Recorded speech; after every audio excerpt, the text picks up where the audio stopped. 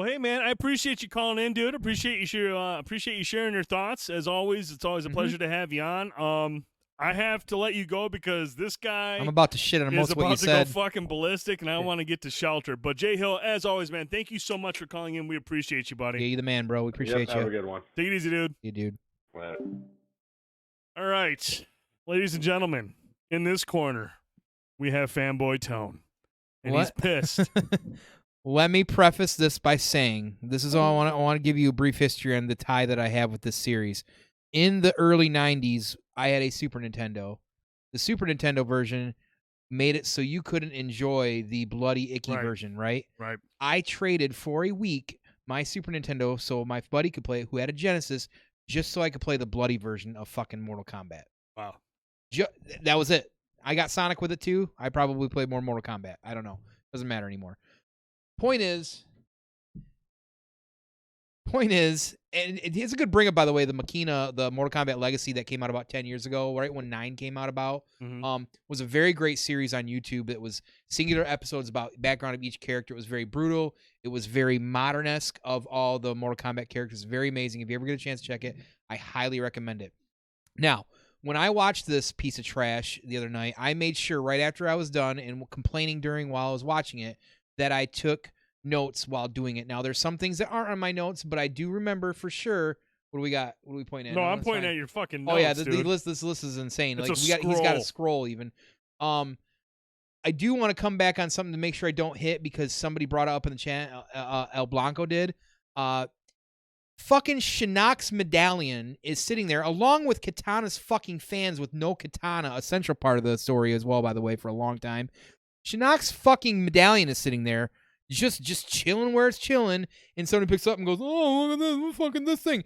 That fucking medallion has been a central part of the story plot for the last almost 10 fucking years. How in the 9 fucking hells are you going to start with that? Cappadocian brings up a really interesting point where they're flying across the desert and drops it off, and then it'll walk, and he's like, oh, about 3 seconds, some clicks away to walk there. Why the fuck you just drop him off near the fucking door? Wow. What was the walk plot about? That was fucking stupid. Great plot holes. Anyways, we'll go with the pros first. Oh, wow. First of all, pros, Kung Lao. Kung Lao is one of my top 3 favorite fucking characters in the series. What I loved about that is that they nailed him spot on from video game form to actual movie form. Sure. His moves. Matter of fact, it was so precise that parts of the moves he was doing, I said, that's part of a combo string. That's really funny that they actually did that. That's fucking great. He shows up, does his little teleporty out of nowhere, and that's the last fucking time you see that. By the way, teleport is a big piece to Kung Lao's fucking character, so they showed it once, and that was the last time you ever fucking saw it. And if you blinked, you missed that part of it. Fucking dumb. The leg sweep bit was actually really funny. I do enjoy campy bits when they come from... listen, sometimes the campy stuff does hit a button. That one hit a button. I actually really enjoyed that. I thought they handled that really fun. That was kind of cool. I don't mind the good humor bits if it just kind of fits naturally.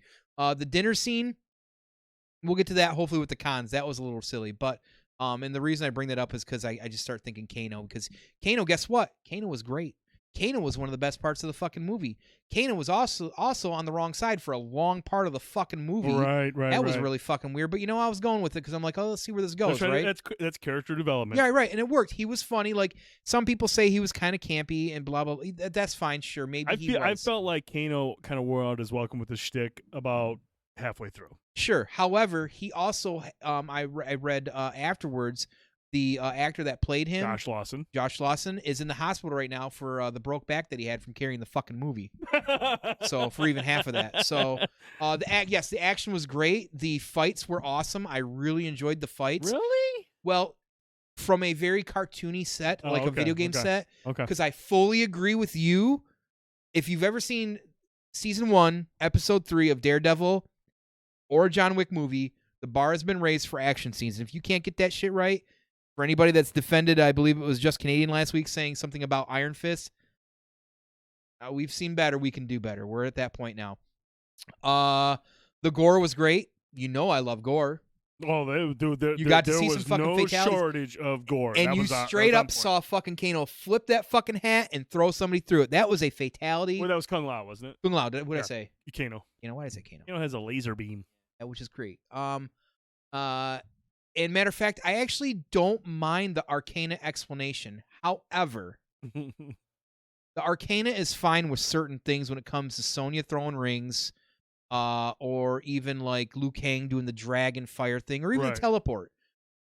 But for fuck's sake, when you're doing the Arcana bit and it's growing fucking arms for Jax, dude, that's pretty fucking stupid. Yeah. That's really fucking... Or the laser eye. Like, listen, so like, where the fuck was the special ops of the government behind Sonya Blade and Jax? They were nowhere to be found at all. Like, it doesn't have to be like a huge premise about it, but you can just say, yeah, we're funded by fucking special operations. That's what we fucking do, et cetera, et cetera. Sonya over here throwing Nuva rings. Right. The fuck is that? It's very funny. It's actually really funny. But so parts of the Arcana was fine, but it didn't make sense for a lot of the other stuff.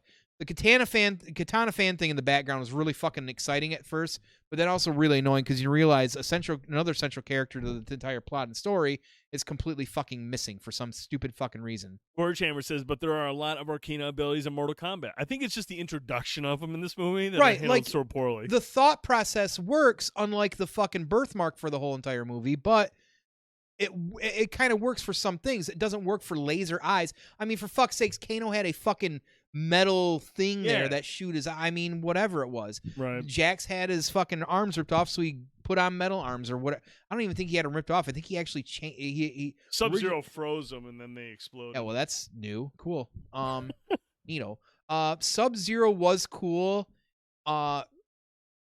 For the most part, it was Bihan for sure, which is a big deal because eventually he turns into Noob. He had that darker look to him. I liked a lot of the setup with him. Again, we're talking about one of the two characters from the first 7 minutes that were fucking awesome. Yeah. That was awesome.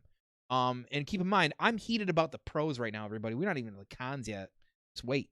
So the Cabal love, the random Cabal love for a random character who's kind of been around for a long fucking time.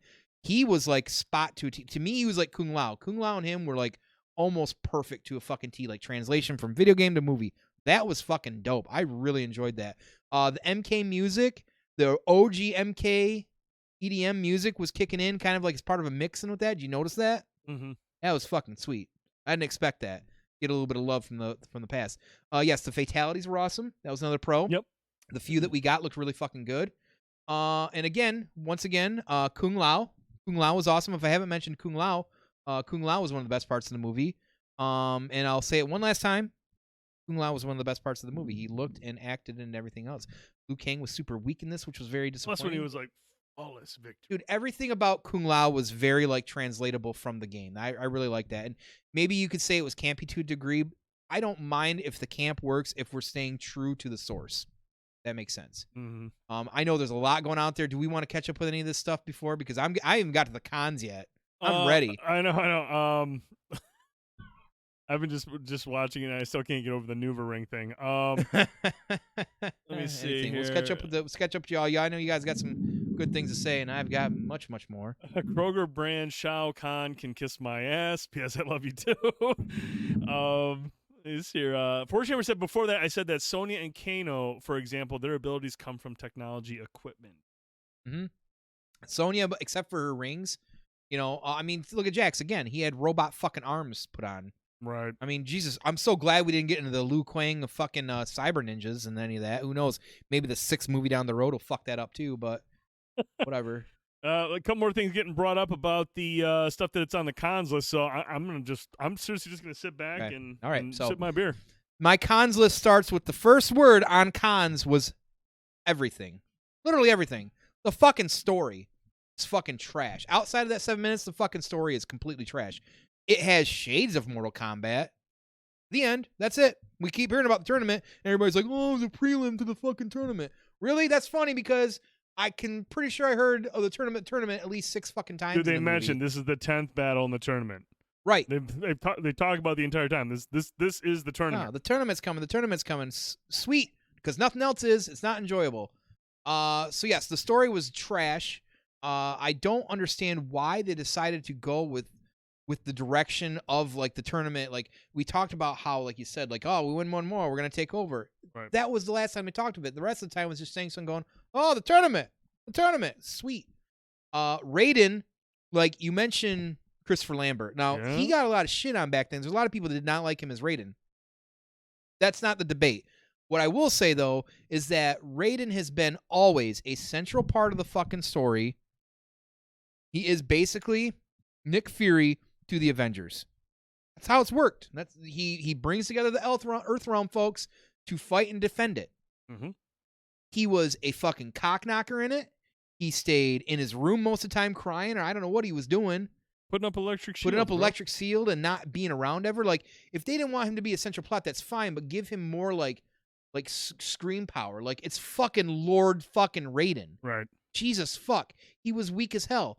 Shang Tsung, also weak. Also boring as fuck. Yeah, I felt like out of the two, I felt Raiden, the gentleman who portrayed Raiden, Tadabu Asano, I felt like he was much better.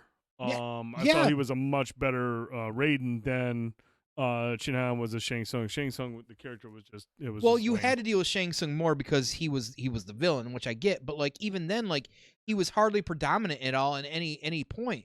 What's he saying? Jay Hill says, "Damn it, Tone, stop making sense. I want to like this through blinders." Guess what, Jay Hill? I'm only a quarter way through the cons, boy. Just wait up. All right, here we go. Here's my favorite part of the fucking movie. Oh boy, my favorite part of the movie. Cole. Anything to do with that piece of shit? Oh my. Cut it. Because like I said, not only is it way too much focus for some fucking reason, somebody please explain to me the necessity and the relevance of why this character needed to be introduced. You have a roster of over 30 fucking characters that have been around for 30 fucking years with a story that's been coherent, and that's debatable as well too, and lore that's been around that long. Why in 2020, 2021, in a movie we're trying to reboot and get a series going, do we decide, you know what? Scorpion needs some relations. It's his great grandson. Whoop-de fucking do, because he geez. sucks. Guess what? Wait till you see his fucking power. What the fuck? Like, what the fuck? The Tonfas of Tokinawa? What the fuck was he fucking wearing? He basically had Black Panther's fucking armor button gold. Punch it a couple times when it was going to release a big power Well, that's next. what I was wondering. Like when he was getting hit, it was lighting up. So was he absorbing the damage and then outputs? Which is kind of cool because that's kind of video sure. game-ish. But did we get payout for that too? Did not. Did not. You're No. exactly right. Again, if you remove Cole from the movie, the story doesn't change. It doesn't change hardly at all. How is he even central part? Like, even if he's Scorpion's relation, there's still going to be a tournament. Right. Goro apparently is coming to some And trailer. honestly, had Cole not been in it, Scorpion wouldn't have been in fucking hell the whole time. He could have brought him back some way.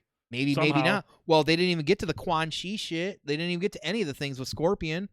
I mean, they don't even explain how Scorpion basically is able to come back. I've been just hanging out in hell. Decided, I fucking want a cheeseburger at Burger 31. I'm going to come up and hang out with you. P.S. I Love You says, from a writing perspective, he's there to be the noob so they can explain things to the audience. But they did an awful job. Yeah, you want to know why? Because Sonya Blade explained things, and it was terrible. We don't need that and something that was established this long. That's completely irrelevant. That's just the reality of that. Like, Brian says something. He goes, it would have been cool if Cole became the new Scorpion. now, I thought maybe they would kind of go with that, something like that. That would have been all right. So he had his weapon. You know, That could have been all right. I kind of thought they were going that angle. That's what some people have said. But again, why would you need to do that with this character when the character is not relevant and doesn't matter anyways? And like, yeah, Takeda or something like that. That's like current Mortal Kombat status. Some of those characters aren't even fucking in 11. But we're also talking about a reboot. This is supposed to be like early get. So like a character like Takeda wouldn't be for more years down the road. Cole is an irrelevant character, and I completely would love to know why they decided to go that route. He literally single-handedly is a big reason why this movie, in my opinion, was so hard to fucking watch. Yeah, it really was. So again, if you take his story out, the movie's unchanged. You know what Scorpion doesn't need? What's that? Scorpion doesn't need somebody like Cole to help him fight. Can somebody explain to me, for 30 fucking years, in Mortal Kombat, when these guys fight mostly one-on-one, why all of a sudden Scorpion needs some fucking noob that they want to bash into you to help him fight fucking Sub-Zero? Great fucking question. Takes away from the badassery of Scorpion. Certainly does. Because what also doesn't help take away from the badassery of Scorpion is the fucking mask removal every 2 seconds. Oh, I got something to say? I'm Scorpion. I don't fight. Yeah, that was. Sub-Zero. Hey, I'll go punch some ice. Yeah, I mean, I heard him Yeah, say, yeah, I heard get him your say, people out of get there. over here clear enough. He doesn't have to keep going. Yeah. Which is ironic because most of the time he's speaking in Japanese until he says, Get over here. that's neat. Real. Man, that's good writing. Can we talk about Goro coming to the Earth Realm? Oh boy, this one is. What? Actually, you know what? Let me.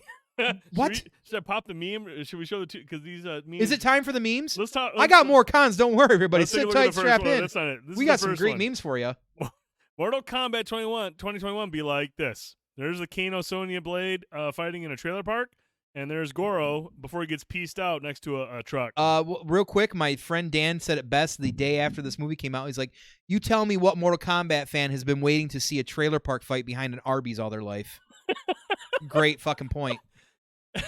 Yeah, that pretty much summed up. Like Goro, I want you to dive into why it's so shitty the way Goro went out and where he went out. Why in the fuck would he come to Earthrealm? He might have a relation with Shang Tsung, and maybe even Shang Tsung is his boss. There's no rhyme or reason in any of this lore that he'd ever step out of fucking the Netherrealm to come to fucking Earth. He's a fucking prince. And he gets sent to Earth to take out the noob. To take out his fucking daughter and kid. Maybe you should send General fucking Raiko there with his hammer. Right. I don't fucking know. Figure it out. If you're going to bring those two dumb characters in out of nowhere, why the fuck couldn't anybody else do that shit? That's fucking ridiculous. Wow. Goro's in Earthrealm. Oh, okay. Yeah, great. So, yeah, speaking of which, Natara and General Raiko, characters that maybe showed up in one Mortal Kombat and we haven't seen since. You got fucking Shao Kahn wannabe in, I don't know, some fucking flying vampire lady. Okay, cool. Like, listen, Jay Hill made a good point. That's a good perspective, matter of fact. You need some people to be cannon fodder. Sure. She got fucking chewed up in the hat saw blade. You still, though, you're going to waste time with makeup, screen time with these characters when you have 30 years of 30 or some characters that you could bring in instead for a cameo and peace out that don't fucking matter. That was our choice. Jay Hill says, damn it, Tone. Now I'm pissed at this movie. Thanks a lot. Absolutely welcome. Want to call back in, Jay Hill? Absolutely welcome. I'm not done yet. So, jeez. I'm getting pretty close though. So, yes, no Johnny Cage. So we get a hint. We get a hint. We Yeah. get a hint at the end. We get the belt buckle, and people complain about the belt buckle, but that's more modern Johnny. Big fucking whoop. He wasn't even in the goddamn movie, so I don't think we should criticize the poster. Sure. Let's criticize the fact he was. So so listen, again with like katanas. If you go to the original roster, guess who's on that original roster? Who? Johnny Cage. Johnny Cage is on You know there. who's not? Cole. So, how are we going to take a character that's central from the entire story? Again, if this is a reboot and he's not even involved at all early on, like why would we even do that? I honestly thought because so he's fighting in a cage. Yeah, Like, okay. oh, cool. Maybe Cole's Maybe gonna he's be Johnny Cage. he's fighting in a cage. But that didn't No, happen. Yeah. I thought that was really ironic. The MMA fighter all of a sudden gets a fucking gold suit and can fight Goro. Cool. Yeah, I know. I didn't even need salt for my popcorn. Tone provided plenty of it Absolutely. I'm Morton's all day.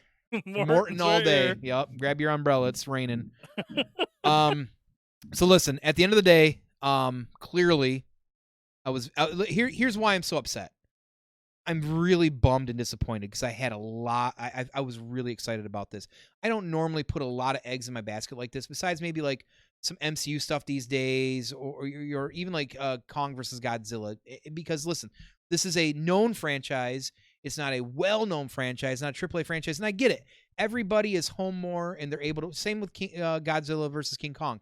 More people watch that because that would have never watched it because they're home. I honestly believe that. Oh, absolutely. There was no site on KOTM because, nobody cared. But now they do because they got something to watch. It's the same with Mortal Kombat. The people out there that are defending this don't get it. And I'm sorry, that's just the truth. You can enjoy it, and I respect that. That's fine. But a lot of folks out there that are defending this, listen, I don't want to be that guy, but I'm going to be that guy. And the reason I'm being that guy is because this isn't like this came out 5 years ago. Mortal Kombat's been out since the early fucking 90s. Right. There's established lore. There's established story. And I'm telling you what, that 94, 95 movie is better than this fucking movie.